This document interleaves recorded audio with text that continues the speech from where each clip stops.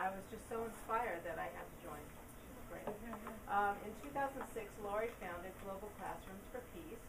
She had a vision to create a global educational program that would teach cross-cultural understanding as a part of an early education curriculum, providing our youth with the tools for dealing with people from other cultures and backgrounds more effectively, thereby leading to a more peaceful coexistence in the future. So Lori, please come and meet our club. Thank you. Pretty inspirational. Just a little history. Some of you don't know me. I have been a Rotarian, and I was a Rotarian up until about 2 weeks ago, when I resigned from the Calabasas Club, and I will be looking for another home eventually when I'm done with my traveling. We're here. I know. I was actually traveling. This would be better. I would rather do service than lunch. We fit travelers. Well, because of the online 24/7 format. That's it. Okay. That Lock really the door. works. Don't let her out. Works for my life. I started out a preschool teacher. I was educated as a preschool teacher a long time ago, and then got married and had some children and became a television producer and produced about 400 hours of programming for National Geographic and Discovery, which gave me my international kind of background. Also those anthropology classes didn't hurt either.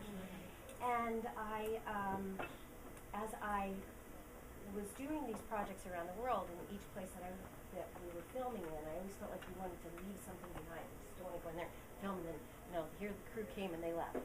So I started doing little projects, and I specialized in the South Pacific, so I got to do a lot of projects in the South Pacific and got to know a lot about those cultures there, and Southeast Asia.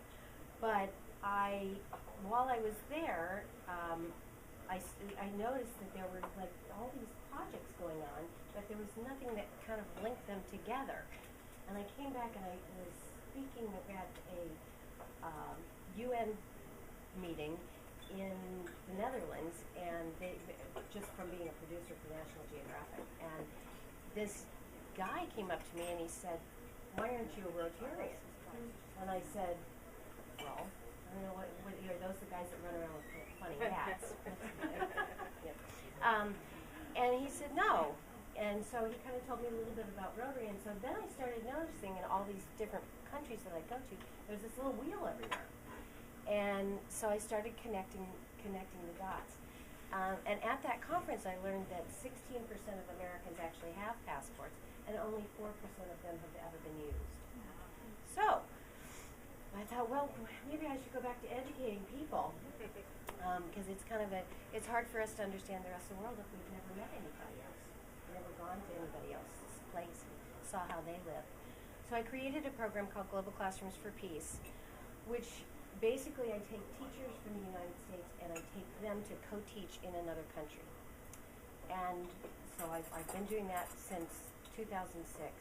While I was over there in Fiji with a group of teachers, they had come back and determined that the European Union had a whole lot of money, and they were leaving the country because the country didn't have elections when they wanted to, when the EU and the Americans wanted them to.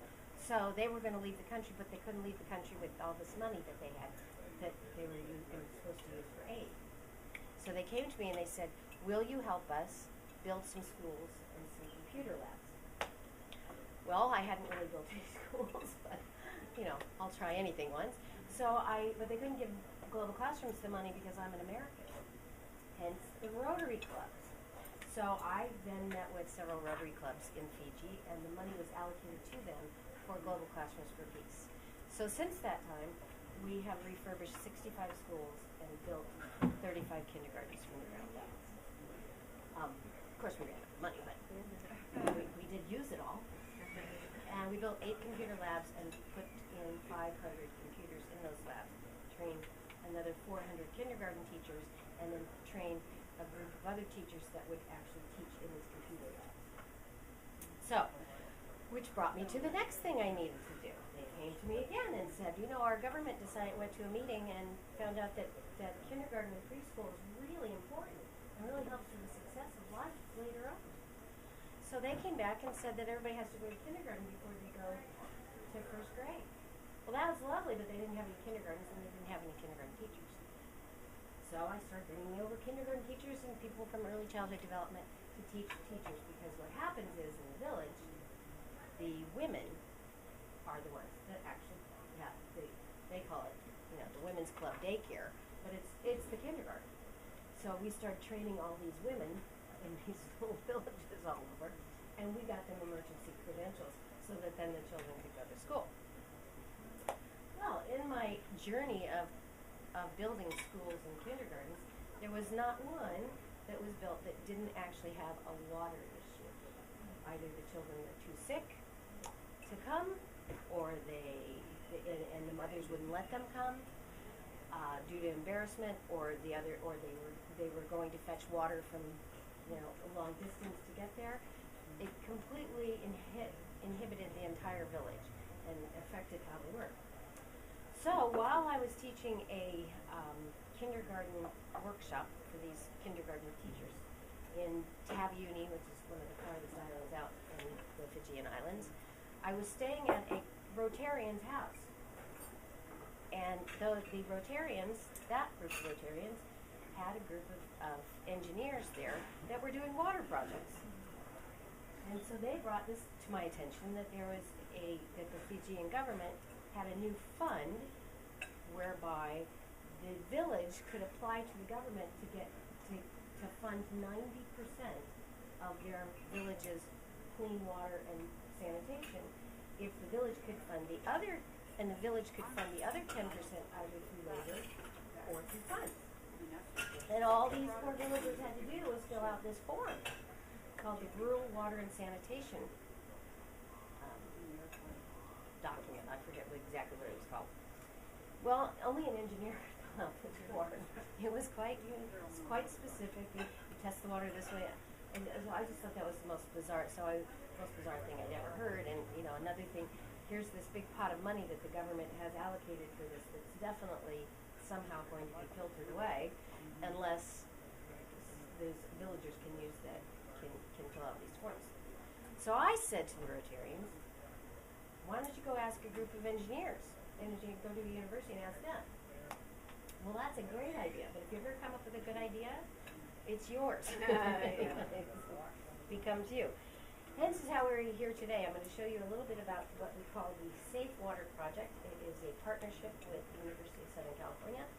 And in 2013, we had our first, we did a pilot program. I took a professor and 4 of his doctoral students to Fiji to fill out we did 16 assessments on 16 different villages. We presented those to the government, to the Ministry of Health, and they were very impressed that we could write these documents, for one thing. And those students, doctoral students, actually went back to their laboratory at UCLA and designed a water filter and now they're currently testing that filter in the lab at UCLA, and we will be taking it into the field in the next 2 months. Once we field test it in the field, then we will be able to take that to villages and schools all over. Great. So this is a little bit about safe water, and water planet engineering is the professor's, What's his name? Dr. Eric Hoke. And so while we were over there doing this, the UCLA was very intrigued that we would actually take students, engineering students, to the middle of a jungle. It became kind of a, they were tweeting continually from the field, and so we became pretty popular over there at UCLA. And so it was determined at that point that, you know, not just engineering students, but all students might be able to go on these trips if they had leaders with them, and we would show them how to do these assessments. So last March, UCLA came and filmed us in the field with a new group of students. And now it is their recruiting video and is part of their new $4 billion fundraising campaign. So we were happy to provide their entertainment. So this is what we call a source. When you go out to the field, you walk up, we follow the villagers. Generally it's an elder somebody who knows where the water comes from, and they go to, we go to the source and we water test it there, and we'll follow it down. This is a little bit about our mission, because we're actually going into the field, testing the water. Once we do the testing, we have a education outreach program where we actually are going to teach the students in the classrooms at the schools. We have permission to do that through the Ministry of Education, and we go to the villages and have them work in just educating what clean hygiene and how that all affects. You can't grow. Don't let your cattle walk up here above your water source and all those. I mean, they're basic ideas, but something that they don't have. So this is who we are. There's Dr. Eric Hoke. Here, it's me. Kathy Hoke is Eric's wife, and she is actually going to run our next step in the program, which will be the microfinance. We're going to microfinance with the women's clubs in each one of the villages, so that the women will make a small profit in order to maintain the filters and stuff that we're going to bring over to them. So it actually helps with their economic development as well. Jimmy Temple is one of our engineers. He actually is the one who actually designed the filter in the laboratory. Jonathan Ferruda was his assistant, and Catalina Marambio, who just got her PhD, led the first trip. That's what that filter looks like. Wow, it filters a lot. It filters a lot, and it's not very big. And it goes for a whole village or like a whole school. No, it's about that big, and there's a casing that goes around it. And so far, it's done really well. So what we do field assessments. We work with the local representatives. We do the implementation of those filters. We're going to field test the designs, and then we're going to educate them for the future. 2.5 billion people lack improved sanitation facilities. 768 million people still use unsafe water. It's a lot. These are some of the waterborne diseases that have it. Looks a little bit like ringworm, and it scars for life. So the one on the left on this arm is from an elderly man, and he's had that his whole life. This is from a child from the preschool.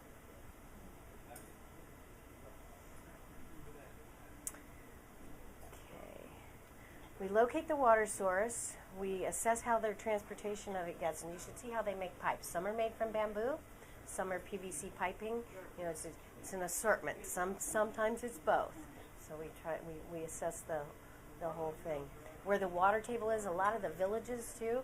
We were just it was brought to our attention by provincial development that a lot of the villages are on the water line because it's easier access for boats for the villages to go fishing and that kind of thing. The problem is with climate change, those villages now have to be moved. So once they figure out where those villages will be moved, these engineers will actually go in and set up the sanitation system and the water system. So it's actually part of urban development now. So students that had no experience in the field, had never left a laboratory, were taken to the jungle to go meet the chiefs and learn to do a little Fijian dance and drink a little kava, and it was quite an experience for them all. And it's truly changed their lives too. They rode on the back of trucks, which they thought was really cool because you'd never be able to do that here in the States. Yeah, for the engineering students, it's a hands-on field experience. The peers all get together. They get together every night and talk about what happened in the village and how they might solve some of the challenges there. And it was really pretty interesting to watch. Now these are, 22, 23-year-olds, just kind of getting through college. And so this really opened their eyes to all the possibilities that were out there, and so I really felt like everybody was helped. The Fijian people were helped, and it really made a statement for us too. And the Americans were doing it. It wasn't the Australians or somebody else. So that was the guy on the left is actually going to be the next chief in the village that we were that we were in, and so he was very concerned about his water. And he was one of the first people. I met him when he was a young man at a high school, and now that he's older and will be taking over for the chief, it was really kind of funny to run into him again. And he pulls out a picture out of his wallet, a picture of him and I, you know, like 15 years ago, and he says, "You were much younger then." I was like, "Yeah, okay." You know. So this is the head of provincial development, and he was very unnerved when we first brought in, because when we do our presentation, we bring the test samples. And for the film, I called it my Aaron Brockovich moment. They said, "Oh, we really don't have time to fix any of that now. We'll get back to you." It's like, you know, but we're here. We want to know when you're going to go. These are the children. You know, these are the cases of typhoid, which you said didn't exist, but we actually found 4 children that died last week. And here's the, you know, so nobody really wanted to say what the truth was, and they wouldn't commit. So you're going to go fix this next week? No, don't think we can do that. So I take the dish, the petri dish that has all the nasty looking stuff in it, and I said, "Why don't you just hold this for a minute? Just hold this. Let me know how that goes." So, but yeah, so within 2 weeks it was fixed. There's a little kava ceremony in Fiji, and so we involve all the locals, from the chiefs to the women to the teachers at the school to everybody, because it really is everybody's issue. And these are some of the students. This is how we actually met with the village. So those are the chief and the village elders, and here's Catalina sitting on a grass mat in an open field with her computer, showing them what's wrong with their water. It was just classic for us to, you know, this is how it's really done, you know. This field testing is still being done. As you can see, our presentation is. Here's the students showing. Jimmy's with the kindergartners, teaching them about how to wash their hands and why they have to wash their hands. These are the students, UCLA students, and of course these are not teachers. So when you put them in a group, you know, with some kindergartners, those PhD students were pretty intimidated. It was pretty funny to watch their change. And, you know, she called this. They had these big terms for stuff, and I'd say, "Okay, this is the water cycle. Okay, let's get back to like basics." So, but they made filters with the kids out of Fiji water bottles. That's one of the schools that Global Classrooms built a long time ago. There's the chief and the grandson. He's the best boy, and he's very serious.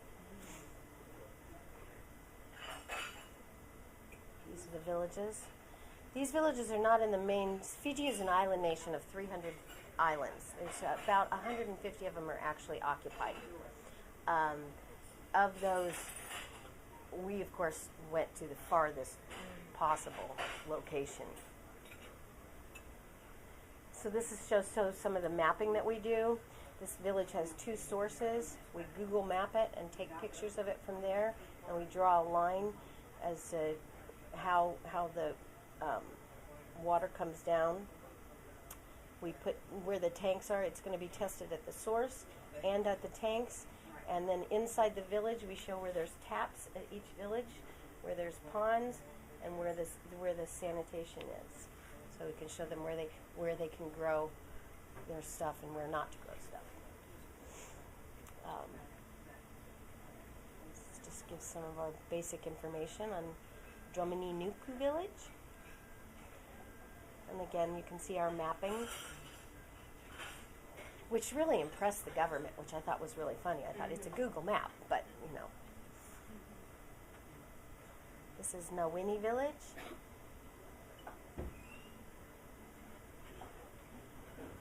This school, Nawini School, when we were there were 4 students that had died of typhoid. There were 2 functioning toilets for 140 students, 4 toilets for the teachers and staff. They had, of the 25 kids registered in the kindergarten, there were 6 there. Yeah. So it's just, you know, it's amazing. So you say, okay, so we could fix a couple of things right away. So we got to do that. So we went and cleaned up the water source where it was and repiped it a little bit. So that school, within 5 days, had clean water. And so we went back a week later, and the whole school was present. Everybody was there. So again, see, those are boils on a child's leg. Those boils are from not having clean water. They get more infected as the flies land on them. Sorry, you're eating lunch.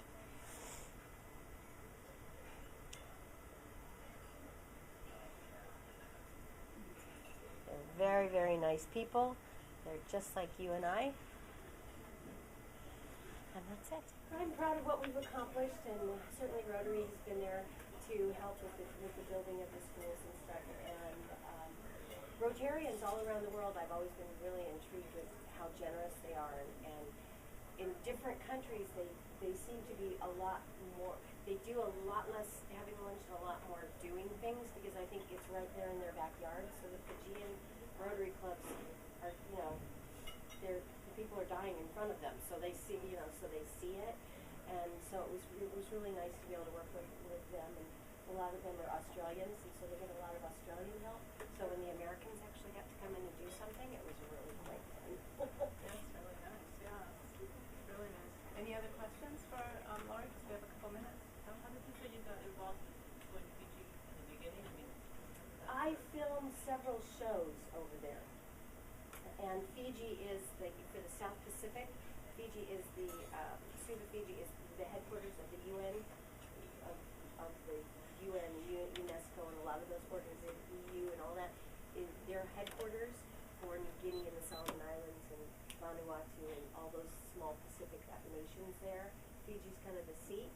And so when I would do a project there, when I was filming a project there, I would go to the UN office and say, oh, so we're going to be over in this area. Do you have any project that you need help with, or something we could do? So I got to know them pretty well.